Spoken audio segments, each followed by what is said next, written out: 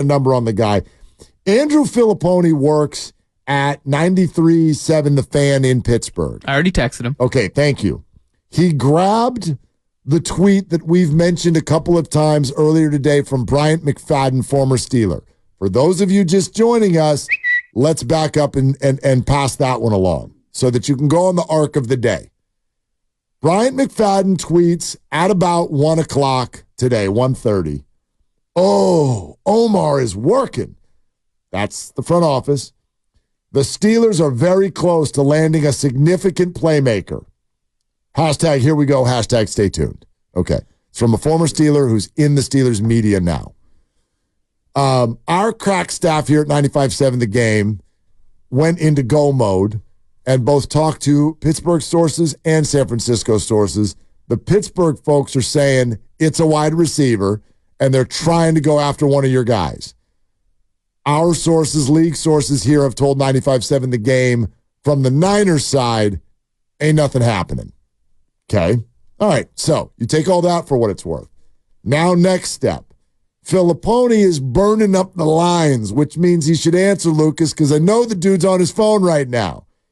Andrew starts out by saying, everything I'm hearing, it is a wide receiver. Carry on. Next tweet.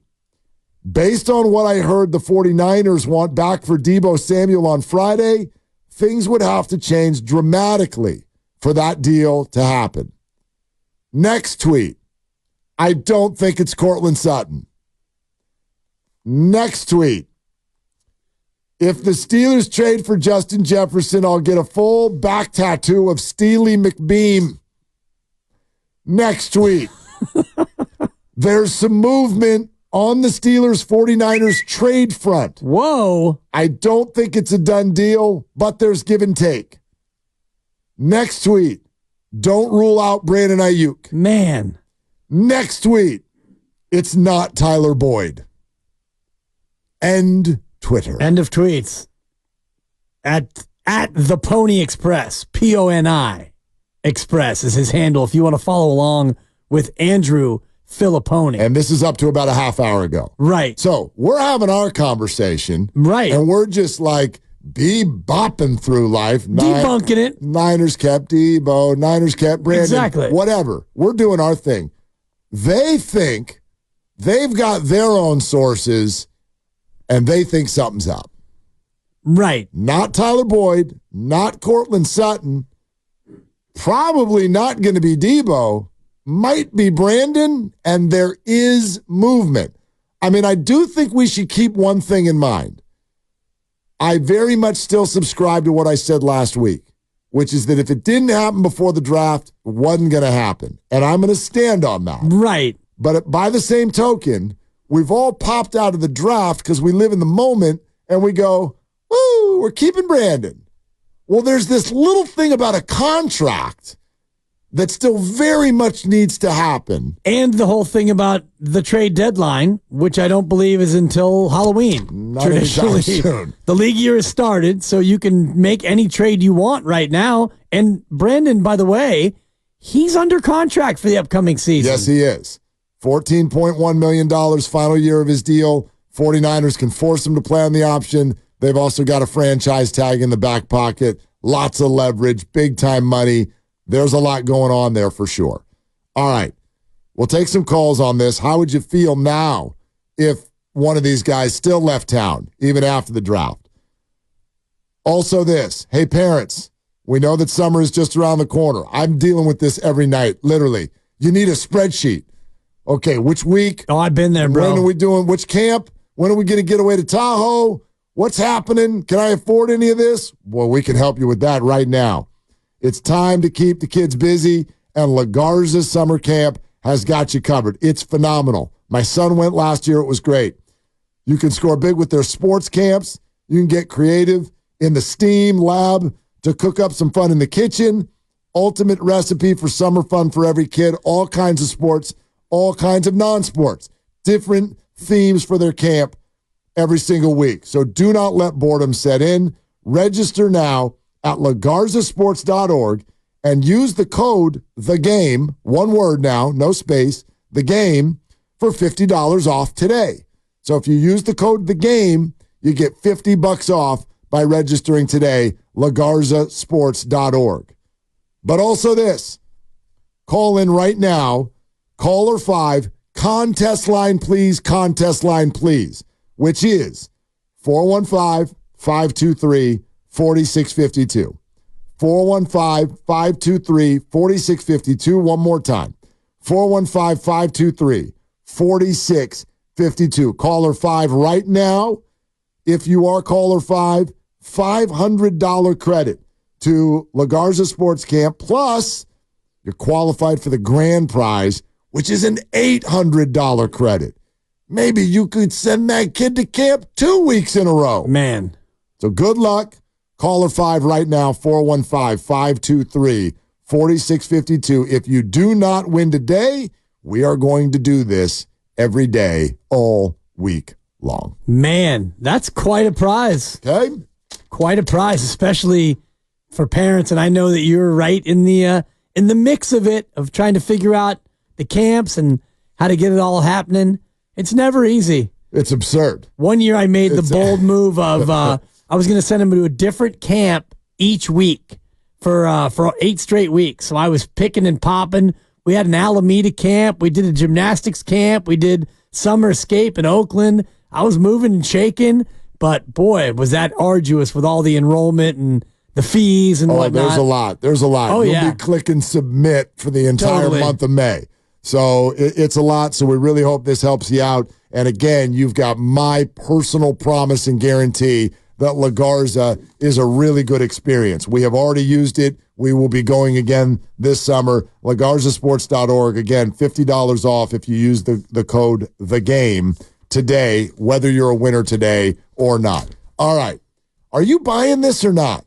What do you believe right now? I believe that the Niners won't make that trade, but when you look at Andrew Filipponi and a lot of the other Pittsburgh media, it seems like, there's a lot of smoke that's being put in the air. So is it totally out of the question that the Niners could possibly trade Aiyuk or Debo? Of course not. It's not totally out of the question. I think it's highly unlikely.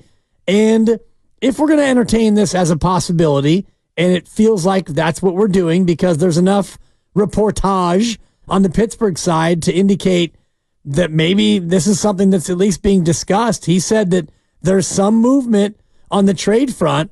Well, maybe the compensation mark won't be solely just draft picks. And I look at the Pittsburgh depth chart and I think about what the Niners possibly would need. And I look at the name for Pittsburgh, Darnell Washington, who is their second tight end. So might you be able to get Darnell Washington, who, according to scouts, is a tremendous force as a blocker and comes across as a sixth lineman. If the Niners are going to get help at tight end, for me, the kind of tight end you'd be looking for would be a 6'7", 264-pounder Darnell Washington, a guy who you could use in 2 tight end sets as a sixth lineman and be a road grader. So the idea of Aiyuk to Pittsburgh for Washington and a future third, that kind of trade I could see coming to pass. Ugh. A player and a pick is what I mean. I get what you're saying. Let me just say it out loud. I hate that idea. I positively despise that idea. You don't know Darnell Washington. Neither do you. I'm doing the homework. You're looking at a depth chart and you're telling me. What I'm doing, Mark, is I'm thinking about a trade that would involve a player and a pick because right now to trade, let's just say hypothetically that they are in talks with Pittsburgh about trading Brandon Aiyuk.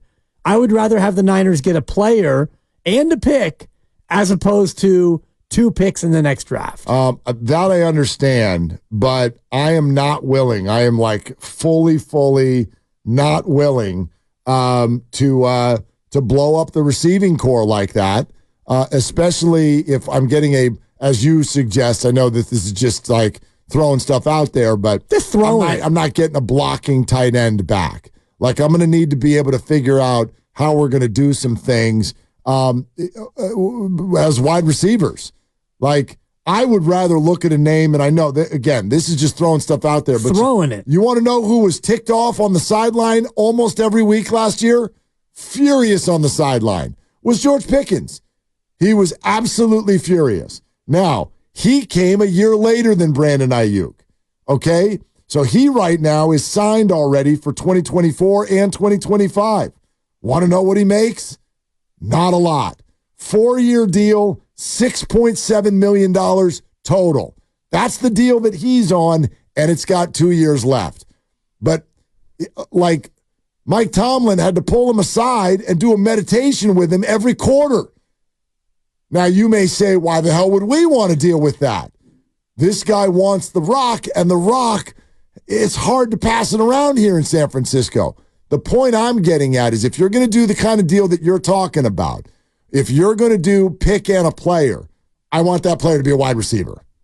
I want a wide receiver who I know can play in the NFL. And Pickens had some unbelievable games when Mason Rudolph came in and they finally started slinging the ball around a little bit. 63 catches, 1,140 yards, Pickens, and that's without a quarterback for the most part. Only player in the league last year who had a higher, check my facts, higher yards per catch average than Brandon Aiyuk. 18.1. There you go. So I guess the question is, why would Pittsburgh want to? Because he's disgruntled, him. Right? He's disgruntled. I don't know if they hate him. He's a pain in the rear. Yeah. He's a pain in the rear. They have Van Jefferson, who they picked up. He's a talented pain in the rear. Right. But they moved on from Deontay Johnson. They did. He went to Carolina. They drafted Roman Wilson in the 3rd round. Okay. So it's a receiver room that could use another addition. It needs more, so I don't think they're going to want to subtract from it. I'm just telling you, in my world, this is why I didn't want to give up Aiyuk or Debo. I think the 49ers are worse if they do that, even if you do get a receiver in return. But if you're going to save $1 bajillion and it helps keep people together, I get it. Yeah. I'm surprised that we've come back here today and we're still talking Brandon Aiyuk. But by the same token, it sort of does make sense. If you look at the arc of the way that this has gone, it was, remember, all week long last week, Brandon. Are they trading Brandon? Are they trading Brandon? Then it wasn't until Friday that all of a sudden it was like, oh, is it Debo? Maybe it's Debo. And then in the final analysis, it was, well, Debo's probably going to move on, but not till next year. That's where we're sitting. We don't know that. We don't know that at all. And the 49ers may have not gotten the value that they wanted going into the draft, and they may still be sitting here today going, great, we kept him. The finances still don't work. We're still not signing you to that extension, Brandon. We don't want to do $26 million a year. And the Niners may say, and we're not gonna. Right.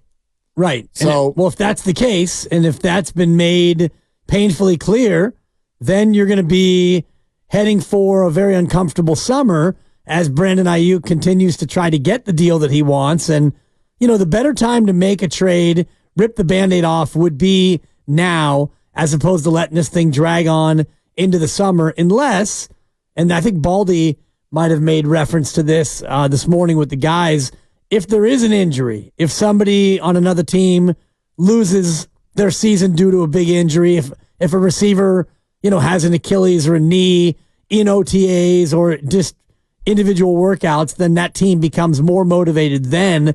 But that's not really how you want to go about dealing with your personnel if you are, in fact, thinking about moving off of Brandon Aiyuk. Yeah. It's not over. They're not out of the woods yet, is how I would phrase it. I wish they were. They navigated one hell of a tricky river, and they got across it, but they're not out of the woods yet. This could still go a couple of different ways because the 49ers, by the way, they do drive a hard bargain too. And you look at the way these things have gone, and I know that they've kept their own when they deserve a contract. They've paid them. They did it with Debo. They did it with Nick Bosa, and Nick Bosa, I think, kind of took him behind the woodshed a little bit and got them to pay him what he wanted to be paid. And but Brandon doesn't have that leverage. He does not have Nick Bosa leverage. And so I do wonder, I still think that this is a little bit up in the air with regard to how the 49ers are going to play this contractual conversation with Brandon Aiyuk. And if it really gets sideways, like, again, follow the breadcrumbs. What if Brandon wanted to be traded going into the draft? What if he's like, look, we are so far apart, send me to Pittsburgh. And then it didn't happen. And Brandon's agent got on the phone with John Lynch and was like, what happened? We're miles apart on a contract. Why have you kept him? Well, we're still hoping that this, that, the other. Maybe that relationship, I can't speak to where that sits. So maybe there was an after the draft conversation that sort of reignites things. Again, our sources say there's nothing to see here. But that doesn't mean that, they can always hide behind, and then it changed. Of course. Which is what Adam Schefter said today on Pat McAfee. And the time that's going to be spent between now and week 1 in the NFL, there's a lot that still can go on. He can be traded. He can be signed. He could be neither traded nor signed. And then we get into a little bit of a standoff, and Brandon Aiyuk can decide come July or August if he wants to play on his rookie deal or not, if he's unsigned. There's still a lot that can happen either way between now and him being signed to an extension and starting week 1, or he gets traded to Pittsburgh in the next 4 minutes. I mean, who knows how this is going to go? We are closely following ridiculous Steelers Twitter, and there have been no new tweets since we last brought that up. Okay. But again, I know we always like to act like we're the smart ones and the other side is the dumb ones. Like, I know Andrew a little bit. Give me a little thing. Anyway, I know Andrew a little bit. Whoop. Andrew's no dummy. He's talking to people. Those people are in the know. And I'm sure the Steelers are trying. Hell, just even going through the receiver room, like you said. I get it now. I'm like, oh, God, they do need a receiver. Who the hell are they? Who's catching that? Like, Pickens, Pickens is their one. He's good, right. Right, but he's not a one. I think he's definitely got one talent. He's definitely the most talented receiver. They just got Van Jefferson. Yeah, but it's hard to operate sometimes that way when your 2 leaves. Like the defense is pointed totally at you. So, anyway, go ahead. Denzel Mims. Oh, Denzel Mims. Yeah, he kind of a disappointment. Quez Watkins. Okay, he's a serviceable receiver. And then, Deuce Watts, Dez Fitzpatrick, Keelan Harris. No wonder they want a receiver. Roman Wilson in the 3rd round. But again, as you've talked about, hard to get rookies to hit the ground running right away. And think about the mentality of the Pittsburgh Steelers, too. They go to the playoffs every year, but they get there and you look at them and go, how the hell did you get here? Right. You don't have a quarterback. Russell Wilson. They have, but see, that's my point. The Steelers are in a little bit of a desperate spot. They don't have Russ for long. They don't know if Justin Fields is going to develop or not. They're rebooting their quarterback plan. It's a team that's always been built on defense. Go ahead and take a look around your division. Oh, my God. Lamar Jackson, Joe Burrow, and whatever you think of Deshaun Watson and an up-and-coming Browns team that did even better on defense last year than you did. So add all that together, and I bet the Steelers are like, you know what would be good this year? I have an idea. Let's play offense too. And maybe we could compete in this division. Urgency leads to action. I get it. The Steelers need another weapon. They got a good tight end. Right. They've got a Jalen Warren still there, right? They got Najee Harris and Jalen Warren. A 1-2 punch out of the backfield. I think they picked some people up in the backfield too. Cordero Patterson. Yep. So they are focused on offensive weaponry. And I think they feel they're one receiver away. They probably are. And that's a division where you're going to have to be able to score 30 on the regular because Baltimore can light you up. Cincinnati, when Burrow's healthy, they're a very dangerous offense. And Cleveland's kind of a mixed bag, yet they had a great year last year with Joe Flacco. So you can't necessarily discount Cleveland and what they do.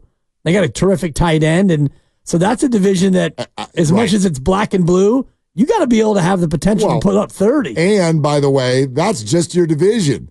save your conference for crying out loud where Mahomes and Allen and Tua and Herbert and now CJ Stroud and all these people, like, good God, the AFC. Tough. Whew. Thank goodness the Niners are in the NFC, where we're like, ooh, Dak. Just the way you my said God, that was hilarious. my God, the AFC is absurd.